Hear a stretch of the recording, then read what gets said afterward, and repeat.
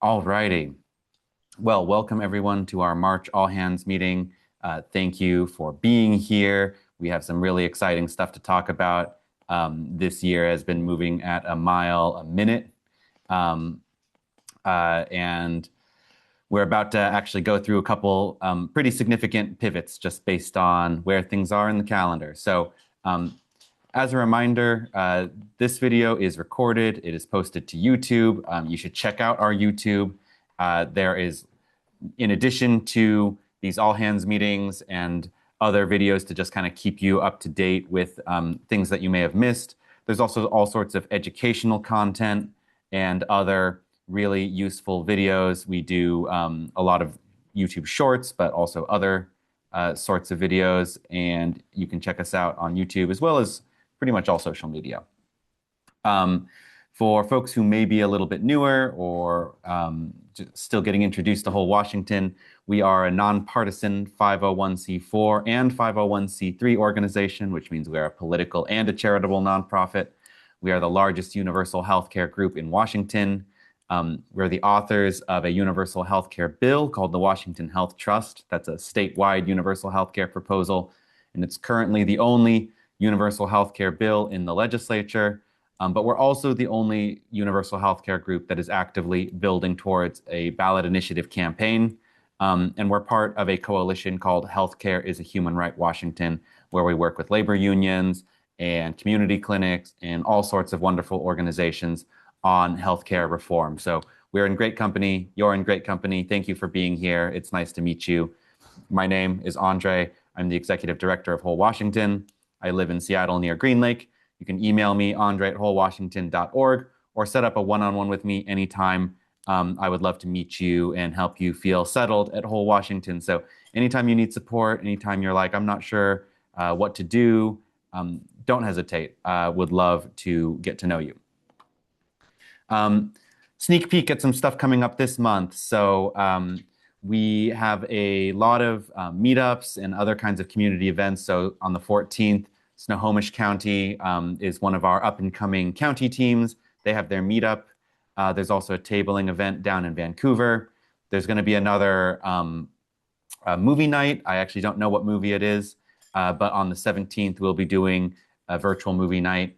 And usually those movies are great and educational. We also have a coalition meeting.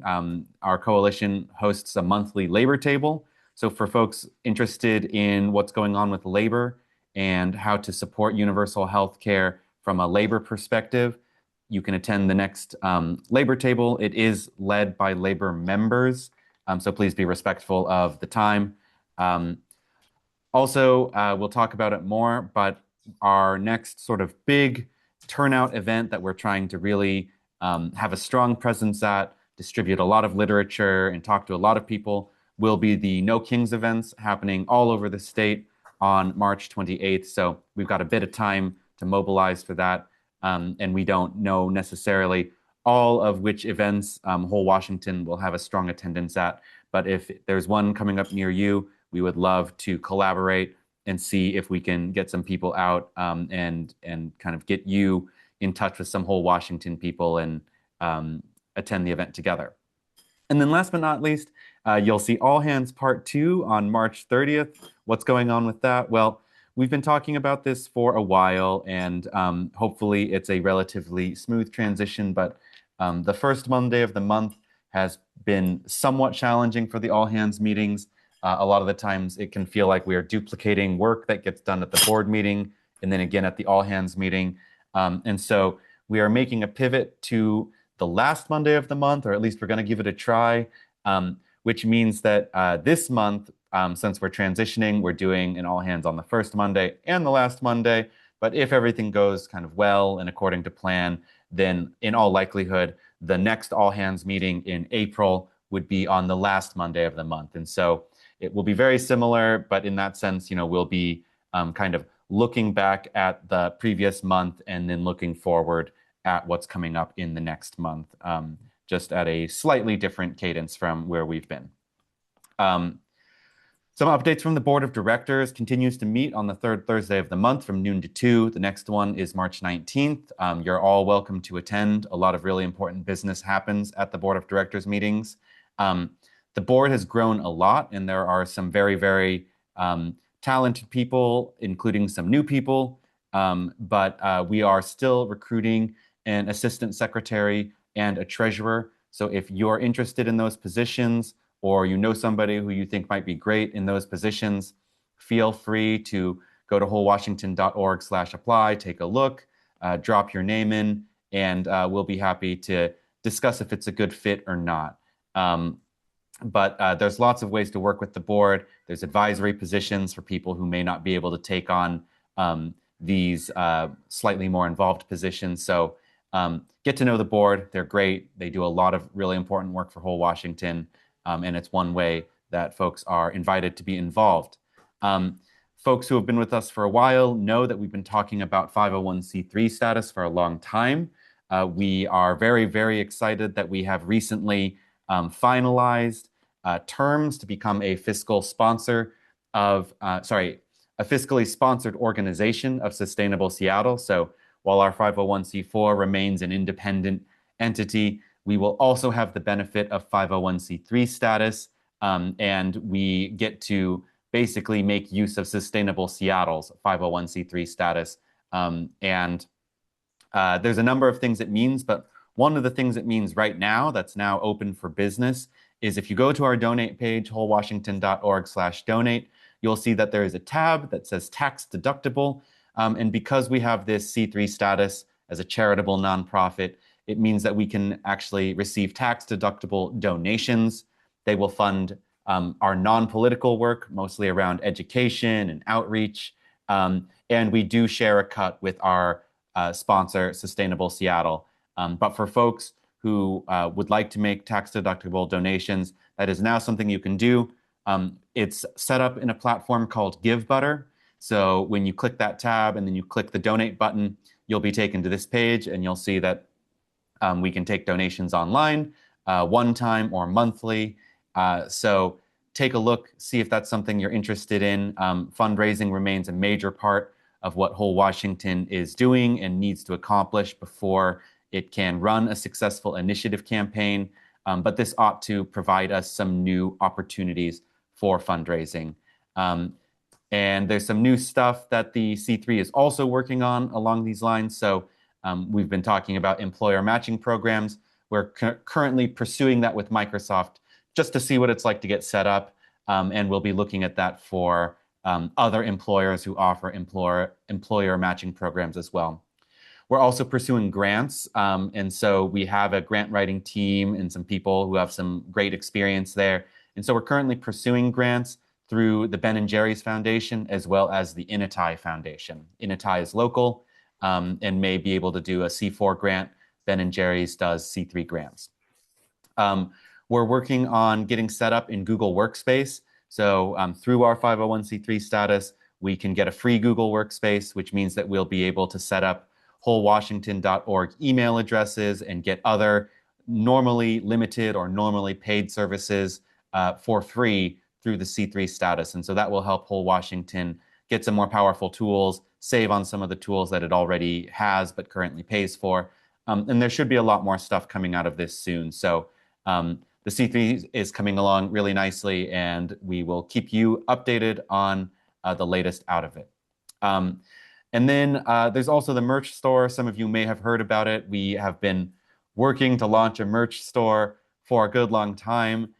We have made a lot of progress. You can see Catherine here holding some of the merch, but unfortunately, as of right now, the update is still that it's coming soon. The store exists, the merch exists. We are mostly doing our diligence to make sure that everything is sorted when it comes to maintaining our compliance and the reporting required of a nonprofit in Washington. And so we just want to make sure that everything is set up correctly before we start promoting it widely and selling a bunch of merch. But so far, it's coming along nicely, and the merch seems really great, and we're really excited to get it into all of your hands. And it is part of our fundraising strategy is to have a merch store. So we've made some great fundraising progress. We hope that this will continue with some of these new developments. But just as a check-in from January, you can see that we're up when it comes to individual donors, just slightly, but we're hovering between, we're approaching 140 donors in a month. You can see that the average donation has jumped up significantly, and so has the total donations. And part of what's going on with this, we're excited to report that we did have somebody who, as of right now, my understanding is not currently looking to get a lot of fanfare for this, but somebody who signed up for a large recurring donation. So we're still kind of getting around our head around just how high this donation is, just how recurring it is, how much it will be total. We don't want to over assume how much is coming in, but also what we can see just from these numbers alone is that it is a very significant increase if it maintains for a while.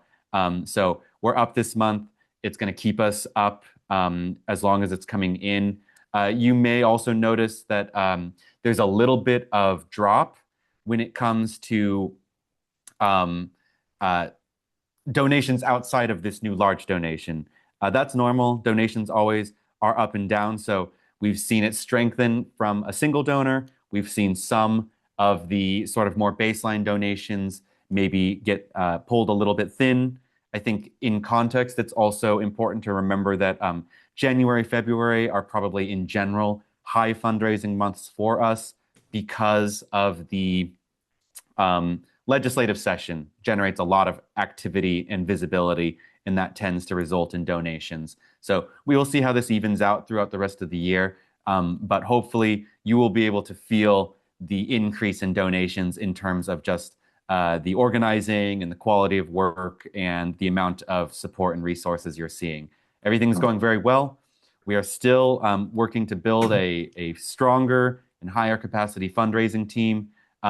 You can check the events calendar for when the next meeting is, but it tends to meet every 2 weeks, and there's lots of room for people to get involved. We need more fundraising leads and coordinators, and hopefully we will see that team develop more over the next coming weeks and months.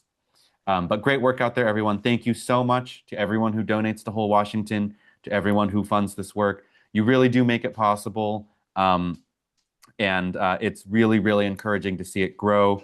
So anyone out there who is wondering, if this stuff makes a difference, it makes a huge difference, and we hope that you will continue to support Whole Washington's work. And then another note on fundraising, we are doing our second Whole Washington Universal Healthcare Gala this year. It's coming up all the time. So reminder that it is May 16th. Tickets will be going on sale about halfway through this month. So you'll be able to buy your ticket soon. There should be an early bird pricing window. And it's going to be held at the Youngstown Cultural Arts Center in West Seattle. The coordinator is Amy. And the next meeting is this Thursday at 4 p.m. So it's something that you can get involved and help us plan and make a success. And it is so far shaping up to be a huge success, just like it was last year. But again, in order to really hit our very ambitious goals and launch an initiative campaign in time to make the 2028 ballot, it is absolutely essential that we have solid fundraising. So please help us keep pushing this. It's absolutely critical to being able to do the things that we are hoping to do. Okay, so jumping in to team updates now. And I realize now I didn't make a slide for it. And the order of these updates may be not as well thought out as I would have liked. So I'm going to just jump in with the one thing that I don't have, which is I do want to shout out the Washington State Democrats LD22, which is our latest endorsement. So you can see that endorsement on our webpage. We always are out there pushing for more endorsements, pushing for more community support. So it's really great. You'll see that many of the LDs have had their Democratic Party endorse us. And so feel free to check out the endorsements page, see if your LD has endorsed us or not. We can always renew an endorsement. It's a good way to check in. But also, if it's an LD that has not endorsed us yet, then it is new ground. So organizing down to the LD level is incredibly powerful. It will play a huge role in our ability to push the legislature, one legislator at a time, one district at a time. And it's really great that we still have endorsements coming in from the LD organizations. As a reminder, session runs from January 12th to March 12th, which means we are coming up very shortly on the end of session, which means that at this point, there are not a ton of bills that are still moving. You'll get updates on how it's all going.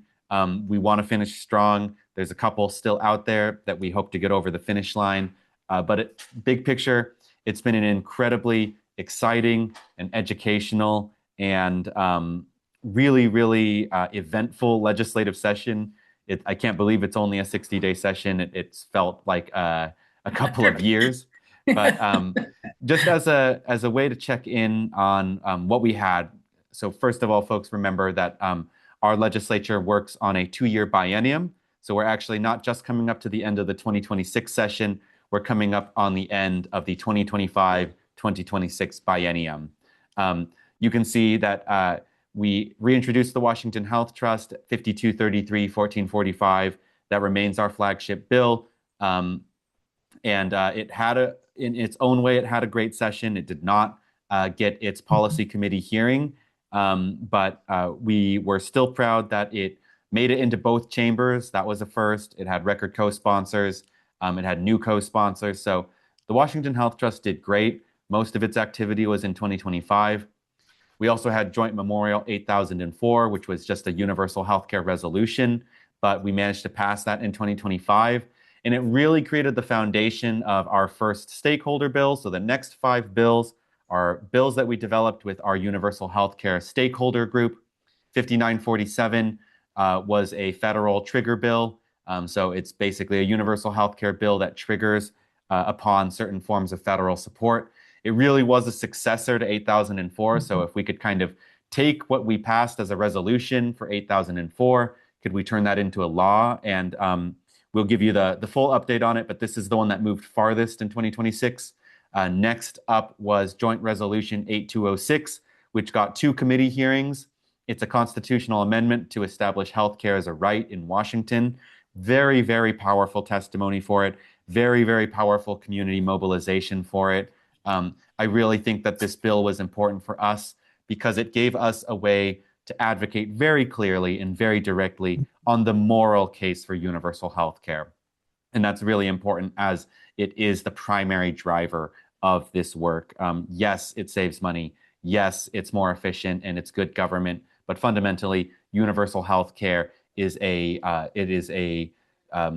moral argument that we make for it. The other bills are all around expansion and deprivatization and accountability. So a Medicaid deprivatization bill, a bill to create deadlines and deliverables for the Universal Healthcare Commission, and then an expansion to Medicaid eligibility to get more people into the state's very excellent Medicaid program. So these are really the whole Washington developed bills for 2025, 2026. This graphic made by Thomas helps us visualize how far some of these made. So basically, you can see where a bill was introduced and how many sponsors it had. So you can see that deprivatization struggled the most. Only one sponsor didn't move to its first committee. Up to 17 sponsors for the Washington Health Trust in the House. And the only one of these bills that was introduced into both chambers as bicameral legislation with a companion bill. The 5 stakeholder bills were all introduced in the Senate. And you can see the constitutional amendment made it through its policy committee, made it into Ways and Means, received a hearing there, but did not make it through the committee. The trigger bill made it all the way through its policy committee, skipped its financial committee because it didn't have a cost, made it through rules, made it to the Senate floor, was passed on the floor with a partisan vote, meaning all the Democrats voted for it, none of the Republicans voted for it, but we did get the entire Democratic Caucus, which is significant on its own, and then was referred to the House, but was not given a hearing in its policy committee, the House Healthcare and Wellness Committee. Oh, that's the update here, just kind of written out. So you can see that, these were the two bills that we really hoped had some shot in 2026. We made it all the way through the Senate with one of them, but unfortunately no farther. This is very common for bills the first year they're introduced. 2026 was an incredibly challenging session. It's the short session. It's the second year. It is a historic, literally the most challenging budget deficit in our state's history, which is occupying a huge amount of our legislature's attention. That said, I think it's worth saying we really do believe 5947 especially should have passed this year. We think there was time for it. We think it deserved it. But that is what this slide is for. So talk to the chair. I want to say whole Washington, there's always room for improvement, but really whole Washington did an amazing mobilization job on both of these bills. We did everything that we could. We had really excellent language developed for both of them. We had some really solid amendments prepared for 5947. And so what it came down to was Dan Bernofsky, the chair of the House Healthcare and Wellness Committee, did not schedule 5947 for a hearing in his committee, and June Robinson did not schedule 8206 for a vote in Senate Ways and Means. So we made it through Policy Committee with Annette Cleveland. We've never made it through her committee before, unless you count our resolution, which sure, it counts. But the point is, we are kind of moving past Cleveland. We have, a bit of a rapport, some amount of support from Cleveland. But to get a bill all the way through, we're going to need Robinson, we're going to need Bernofsky, we're going to need Jenkins. And so there are still members of the Washington State Legislature's leadership that we need to get more onto the same page as, and we're going to need them in order to get these bills to the floor for a vote. It is what it is. It's progress at the same time as it's huge disappointment. It's progress at the same time as we see a challenging road ahead. And the legislative pathway remains incredibly challenging. It remains indirect, meaning that we will always be relying on the support of the leadership, and they have incredible power to advance our things as well as to be, in some cases, a singular blocker. These chairs are very powerful. So that said, there are still bills moving this session. And we want to continue to be seen in Olympia. We want to continue our advocacy. And some of these bills are actually very meaningful. So Joint Memorial 8002 is a starting point. Like the Joint Memorial we were talking about earlier, it's only a resolution, but it is a starting point for Medicare deprivatization. It's currently in House rules. It has to pass by the 6th. So it's really on Speaker Jenkins now to get 8002 and this next bill, 5993, to the floor. It's her authority to get it through rules as well as scheduled for a floor vote, because she is both chair of rules and Speaker of the House. I should have put her picture up here. But both of these bills are currently in rules. 5993 is a bill that really takes on medical debt. Originally, I believe it was actually an elimination bill, but what it does now is it reduces the interest on medical debt from a cap of 9% down to a cap of 1%. And so if you're the sort of person who has medical debt, and there are whole Washington members who have been very impacted by medical debt, having the interest reduced down to 1% from 9% is massive. And we certainly envision universal health care to mean that medical debt in this state will one day no longer be a thing. But this is a significant change to the way that medical debt exists in Washington state if we can get it passed. There are a couple more bills. They're a little bit more wonky, so I didn't want to spend time on them tonight. But if you go to wholewashington.org/legislature, you will see current legislative actions as well as a full list of bills that are still moving. And what that page looks like right now is you'll see there's this little section that says 2026 legislative actions.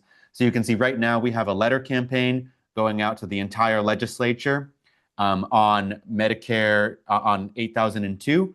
And then there is also an action for 5993, and that action is going through Take Action Network. So Take Action Network is another platform that helps us coordinate legislative action targeting the right members of the legislature. Whole Washington has gotten set up on that this year, and we have a number of actions on Take Action Network. So you can check us out there as well if you're really looking to get deeper into all the bills that we're tracking and all the little things that we can do to help prod them forward. But check the legislative page for the most urgent ones. Those are the ones where we really are mobilizing the most action. Yeah, this is just a screenshot of Take Action Network. So you can see Whole Washington has its own organization on there. There's a number of actions currently set up on Take Action Network. And some groups use this a lot. So where the legislative page is kind of for everyone, a lot of Indivisibles use Take Action Network, a lot of other groups. So for them, they'll know exactly what to do for this. And this is just a way for us to be visible in places where people are highly mobilized and organized. Quick reflection on just the accomplishment of the 25-26 biennium. So like I said, record co-sponsors on the trust in the House and the Senate, the debut in the House, passed our first bill as a resolution. We'd never passed a bill before, developed 5 new stakeholder bills that took on new parts of the healthcare challenge, took it on from different angles, took it on big, took it on small. Our first constitutional amendment, we have been entirely focused on laws or statute, as they are called. But there's a constitutional aspect to this. There's a rights aspect to this. It's laws and rights working together that ensure, that we keep access to things like housing, healthcare, education. First, Ways and Means Committee hearing. We've actually, because our resolution that made it all the way through was just a resolution, it skipped Ways and Means.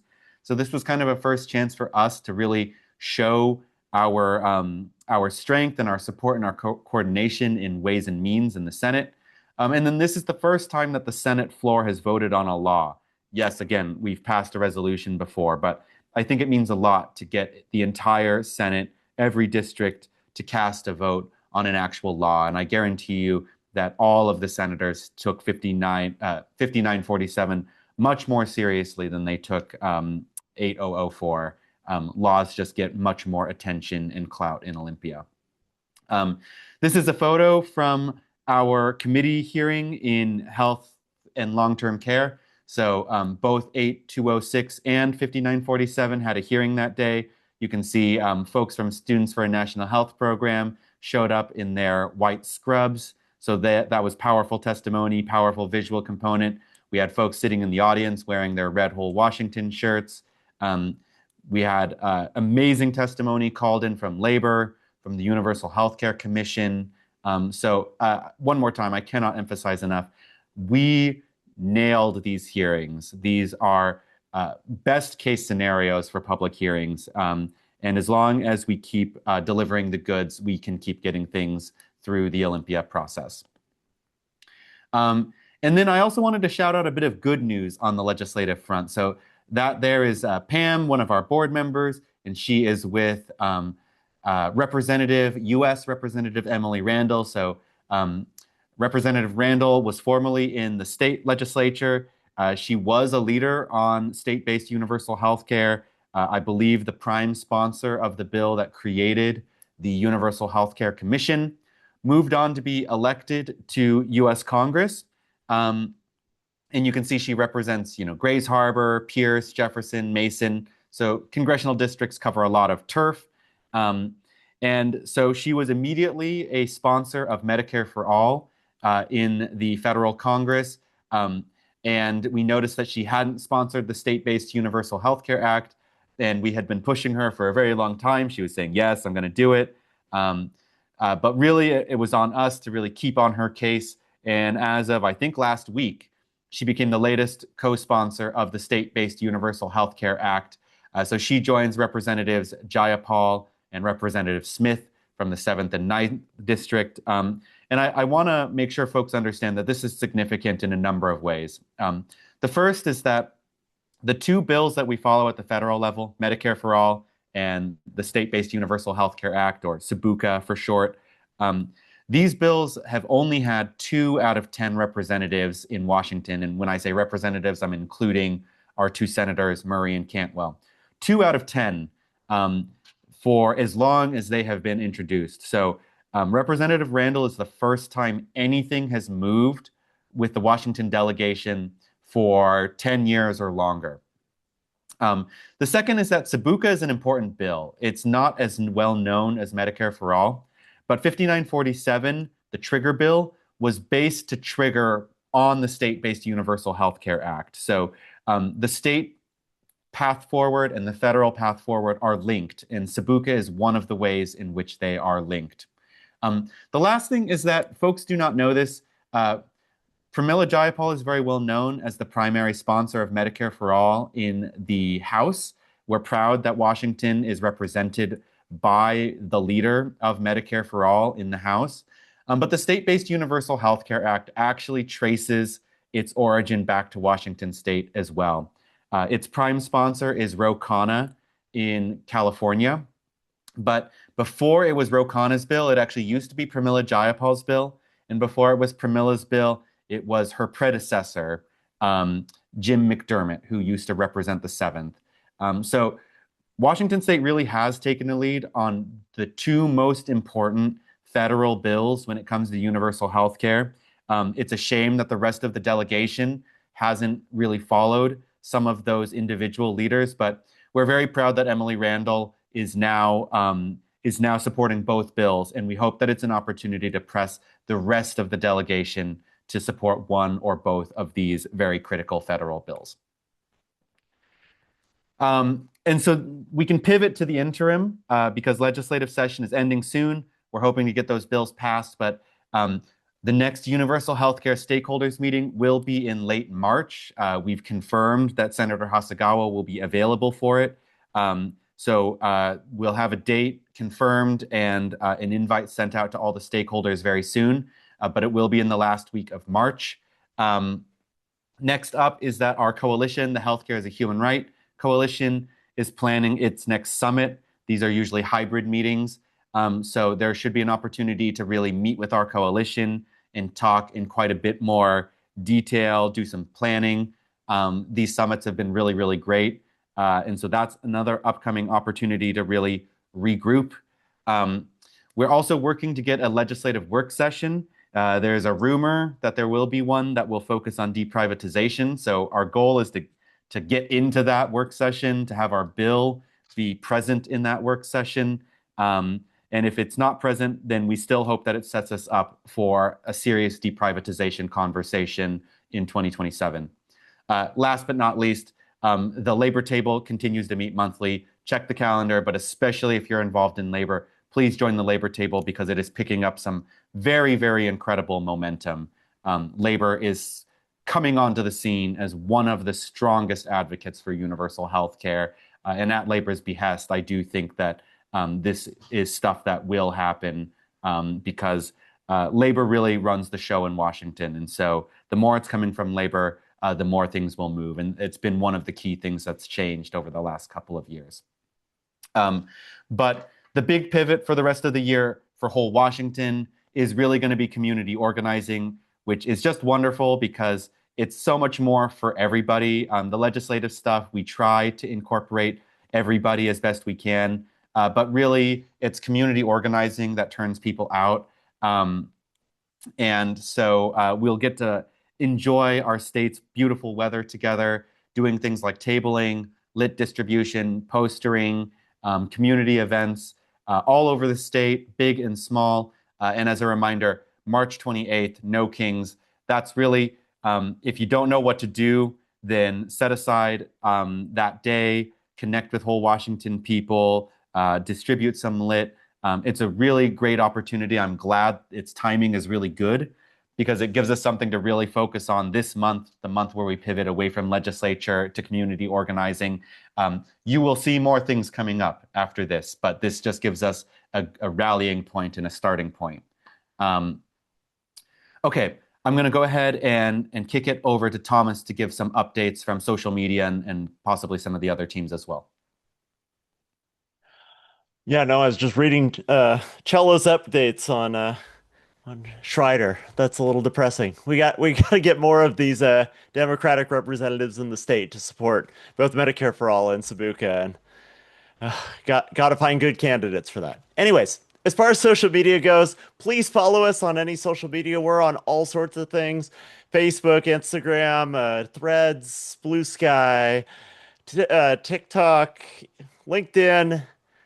Uh, Not as much on X, YouTube, Reddit, and Discord. That's all of our list. We meet every other week. That's really outdated. Our next meeting is gonna be, I believe, on the 11th of this month. Oops.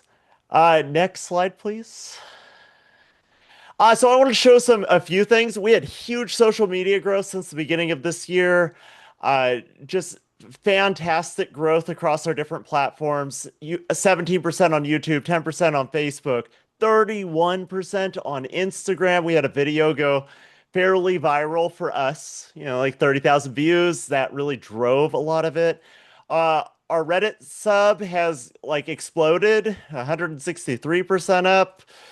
Uh, and then Blue Sky also 11%, and then a little bit less on our other ones. We're not servicing TikTok as much these days, but we're still getting shares from other influencers in that space. As far as some other huge posts, I already mentioned the one on Instagram. We had a few plus 1,000 upvote posts on Reddit. One on R Seattle, which is the biggest Reddit in the state, and the other one on R Washington, which is very exciting. On our own subreddit, we had a over 200 upvote posts, which is crazy. Not that long ago, it was like two, so 200 is much bigger.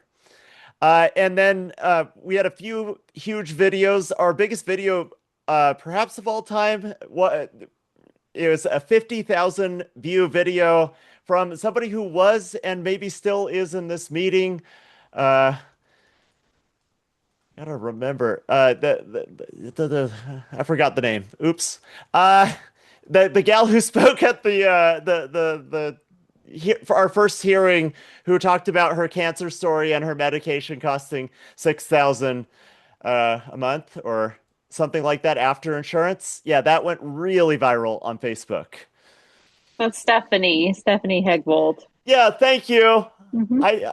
I noticed it earlier and then totally forgot as I was talking. Thank you, Alexa. And Alexa's our amazing Instagram person, so if you wonder where that plus 31% came from, a lot of it's Alexa. And then I can talk about communications as well.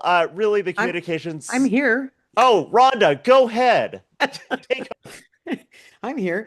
Um, uh, so most of what we have been doing has been very responsive. We've been trying to get the word out about our bills, as you can see here, a lot of different touch points, whether it was in email, in our newsletters, on the website, just trying to keep up with the rather frenetic pace at which things start happening once they start happening.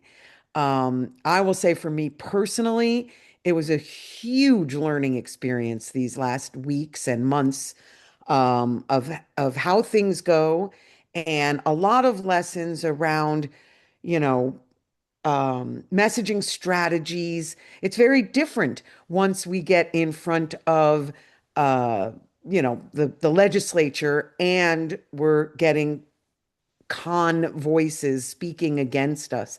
So I'm really optimistic that we're going to be totally prepared going forward and that we will take all of these materials and continue to refine them and continue to improve our communications, which we will need as we go bigger and bigger with our bills. That's it. Thank you. Got anyone for data? Data and tech? Hey, Andre, I can talk to that. Yay. This is Andy. So data and tech's doing really well. Hope's team is really going to the website. If anyone else has any more ideas or help or experience with websites, your help is very appreciated. We just had Isaiah, our new member, come in with a bunch of really great ideas. We're super excited, and he's onboarding now. In the data side, on the Action Network side, Janet has a spreadsheet that she's been working with Jen and Nina on that should help do updates in real time. So she's been doing great there, and we're working on that. We have some instructions for the migration to the new Google Workspace, so everyone can get at Hull Washington emails. It'll happen after the end of session. I've got a bunch of different conflicting data, so we'll see how we can do this migration with the least impact possible. I think we should be able to reduce the impact we were initially given as a time estimate.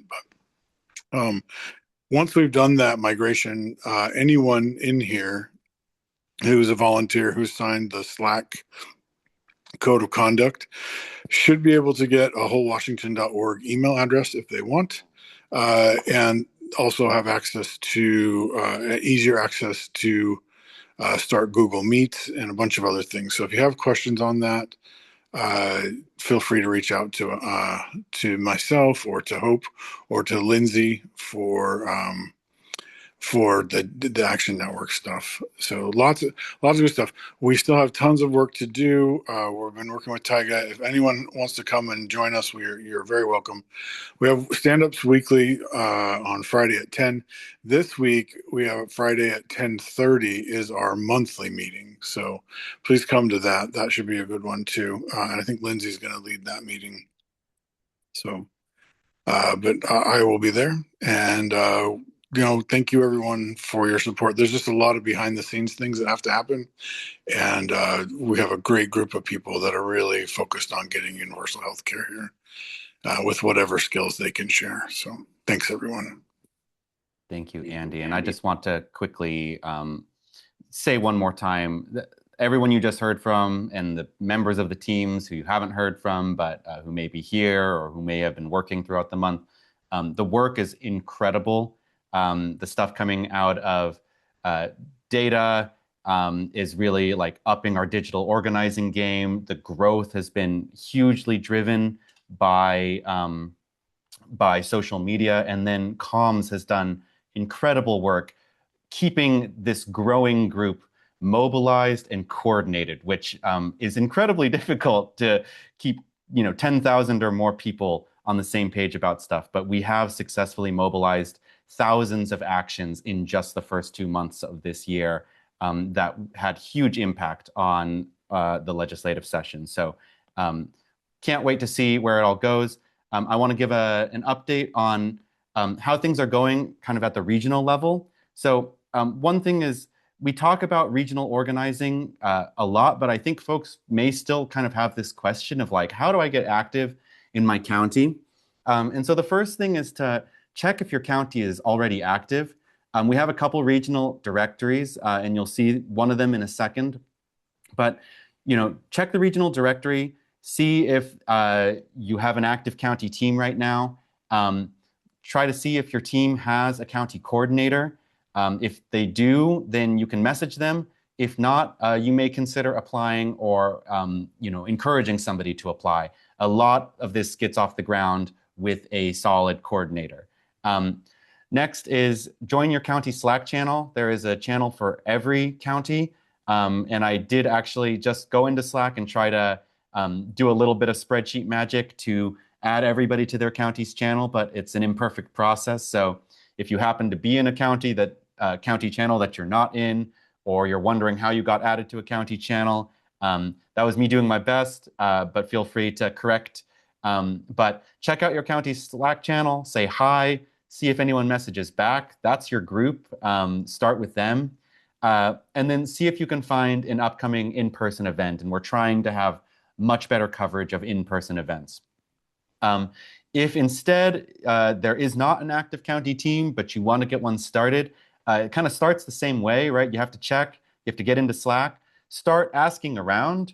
Is this team active? Do we need a coordinator? Are you interested in being the coordinator? But try to just drum up a little bit of organic interest, express your interest, ask questions, and our statewide coordinators will see that and they'll kind of swoop in to try to provide support. So you can work with them to schedule a virtual meetup. A lot of the times, the process that seems to work best is starting with a virtual meetup.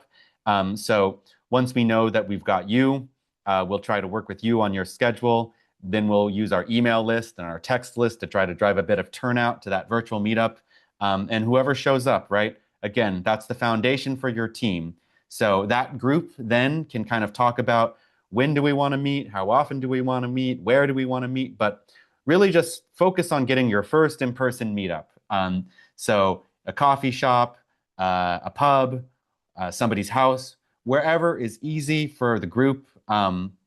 Just make a point to meet each other face-to-face, in person, and we get that on the calendar. We try to get people out to it. And once your team reaches a certain level of development, and that can be a little bit subjective, but you can message the website channel, right? If you have some meetups, if you have a coordinator, if you've got some local endorsements or something, we can make a page for that county. And then that becomes kind of a staging area for your group where you can direct people to there, they can get the information they need, and it gives people a way to not have to know everything that's going on at Whole Washington to figure out how do I do something in my community. You can see that right now, and this changes, but what I'll say is that these 10 counties have kind of shaken out to be durable. So, we've had teams pop up in a county and kind of fade away, but right now we have 10 out of 39 counties, and these counties have been pretty reliably active, and some of them, it's partly because they became active a little bit more recently when we had a bit more infrastructure to support them. So it's just a sort of cyclical thing where activity comes up, it's developed, sometimes it fades, but as we get more infrastructure as an organization, our ability to support and grow these groups is going to get better. And so more of these check marks should stay up. You should see more coverage across the state month to month. We'll keep checking in on it. But right now, really, really excited that we have 10 really solid teams. And you can see a few of these are new. So Kitsap, Okanagan, Snohomish, these are all teams that have only recently had their webpage put up and maybe just doing some of their first meetups. But the regional directory, wholewashington.org/regions, is where you can see this map. And you can see that we have a little accordion section for each of the 7 regions. So you can see what's the list of counties, who's the regional coordinator, and kind of see how we're breaking this thing up. You can also find this in the footer of the website. So you can click regional directory or any of those county pages. And it may not reflect everywhere where there's activity, right? So if there's activity that you're aware of that's not there, let us know. We want this to be as up-to-date as possible. But this list will continue to grow, and we continue to have that directory so that you can find it. A county page can look, there's not just one way for a county page to look. This is just a screenshot from King Counties, but, a picture of your team at the top. We'd love for it to be friendly, recognizable faces and a recognizable location. A lot of the pages right now just have something that was kind of picked from the vault and thrown up there as a placeholder. But, we want to continue for these pages to be personalized based on the team. There's an information section that, who's the coordinator, how do I connect on Slack, things like their Facebook groups. And then there's an event calendar that's just the local events, so it can be much easier to find what's going on the county page than on the full calendar page. Some of the pages have also just recently had a section for local endorsements added. And there's lots of room for these to be customized further. But for now, we're just trying to get this information onto a page so people can find how to connect locally. And so that's basically the updates for this month. I know we've used a lot of the time, but with what we've got left, would love to stop the recording and take questions and discussion for as long as folks find it helpful. So let's go ahead and